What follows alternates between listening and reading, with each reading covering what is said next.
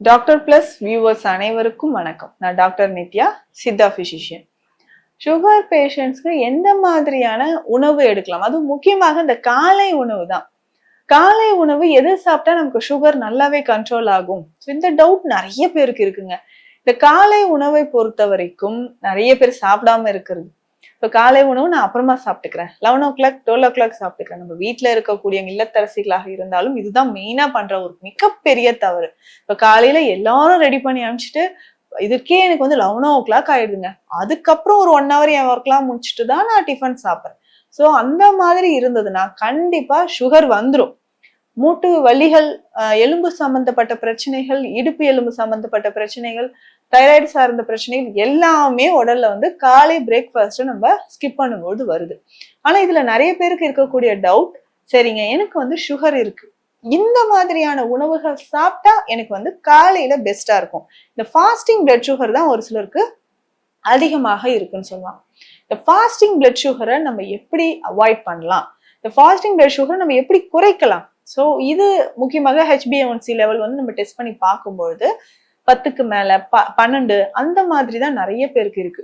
So இதை நம்ம control பண்றதுக்கு எந்த மாதிரியான உணவு முறைகள் எடுத்தா நமக்கு வந்து சிறப்பானதாக இருக்கும், இந்த டவுட் வந்து நிறைய பேருக்கு இருக்கு. ஸோ இதை சரி செய்யறதுக்கு என்னென்ன வழிமுறைகள், இந்த உணவுகள் எடுத்தா சர்க்கரை நோயாளிகளுக்கு சிறந்தது அப்படின்னா என்ன உணவுன்னு நான் சொல்றேன். எல்லாருக்குமே நம்ம தெரிந்ததுதான், ஆனா நம்ம அது காலப்போக்குல மறந்துடுவோம். திரும்ப நான் வந்து உங்களுக்கு ஞாபகப்படுத்துறேன். ஸோ என்ன உணவு அப்படின்னு பார்த்தோம்னா கேழ்வரகு சார்ந்த உணவுகள். ஸோ கோதுமையை கம்பேர் பண்ணும்போது கேழ்வரகு உணவில் அதிகமாக எடுக்கும்போது சர்க்கரை நோயாளிகளுக்கு அது ரொம்ப சிறந்தது. அடுத்தது வேறு என்ன அப்படின்னு பார்க்கும்போது சிறுதானிய உணவுகள்.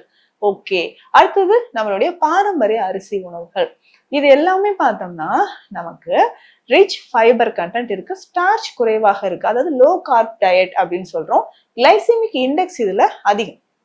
அப்போ நம்ம ரத்தத்துல குளுக்கோஸாக அது வந்து கலக்கக்கூடிய தன்மை வந்து இன்டர்வல் விட்டு விட்டு கொஞ்சம் கொஞ்சமாக அது கலக்கும்போது சுகர் லெவல் நமக்கு நல்லாவே குறைய ஆரம்பிக்கும். இந்த கேழ்வரகு பொறுத்த வரைக்கும் நம்ம வந்து கேழ்வரகு இட்லியாக சாப்பிடலாம், தோசை, இடியாப்பம் இந்த மாதிரி வகைகளில் நம்ம சாப்பிடும் பொழுது ரொம்ப, அதாவது நமக்கு நிறைய டைம் நம்ம பார்க்கும்போது சுகர் லெவல் குறையவே இல்லைன்னா அது குறைவதற்கு நமக்கு கேழ்வரகு ரொம்ப ரொம்ப முக்கியம்.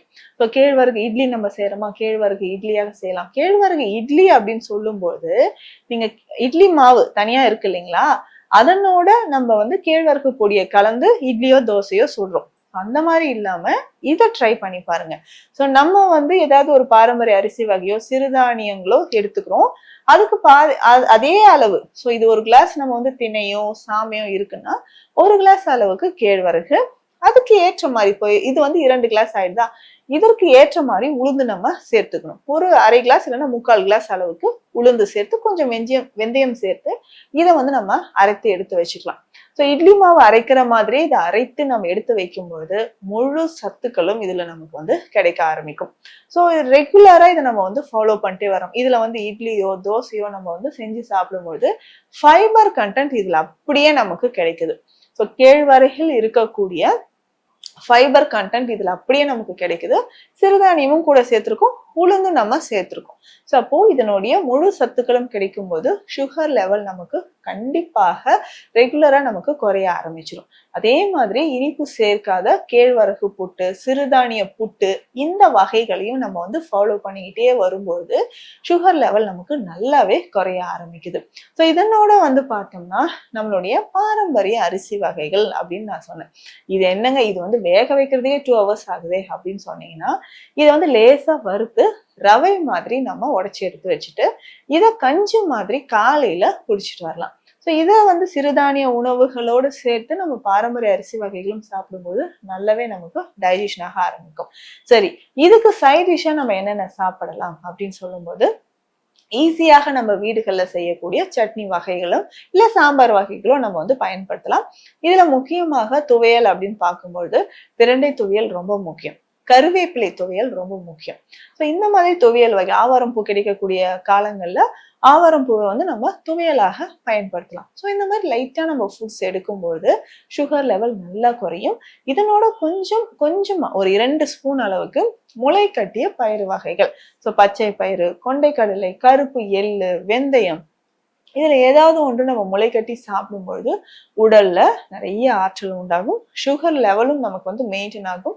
இதனோட சேர்த்து சித்த மருந்துகள் வேறு என்ன நம்ம பயன்படுத்தலாம் அப்படின்னு பார்க்கும்பொழுது அமிர்தவல்லி சேர்ந்த மருந்துகள், அதாவது சீந்தில், சீந்தில் சூரணம் நம்ம வந்து பயன்படுத்தலாம். ஸோ சீந்தில் சூரணம் அப்படின்னு சொல்ற மருந்து நம்ம ரத்தத்துல இருக்கக்கூடிய சுகர் லெவலை நமக்கு குறைக்க ஆரம்பிக்கும். சீந்தில் இருந்து செய்யக்கூடிய மருந்து சீந்தில் சர்க்கரை அப்படின்னு நம்ம சொல்றோம்.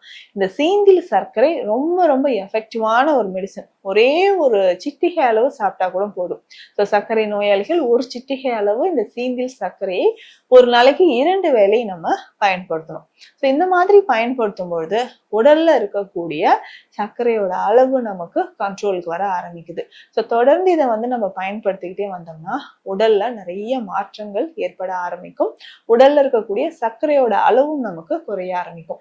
இதனோட சேர்ந்து கொஞ்சம் உடற்பயிற்சியும் இல்லைங்க இதுக்கும் எனக்கு கண்ட்ரோல் ஆகுற மாதிரி தெரியல, ரொம்ப நாளா எனக்கு வந்து இருக்கு, HbA1c லெவல் 10 இருக்கு அப்படின்னு சொன்னா இந்த சீந்தில் சூரணம் சீந்தில் சர்க்கரையோடு சேர்ந்து நாவல் கொட்டை கற்பமும் பயன்படுத்திட்டு வரலாம். ஸோ இந்த நாவல் கொட்டை கற்பமும் காலை இரவு 2 வேளை ஒரு 1/2 டீஸ்பூன் அளவுக்கு பயன்படுத்தும் போது உடல்ல நிறைய மாற்றங்களும் நன்மைகளும் உண்டாகுது. ஸோ இந்த பதிவு உங்களுக்கு பயனுள்ளதாக இருக்கும்னு நினைக்கிறேன். மீண்டும் அடுத்த பதிவில் சந்திக்கலாம். நன்றி.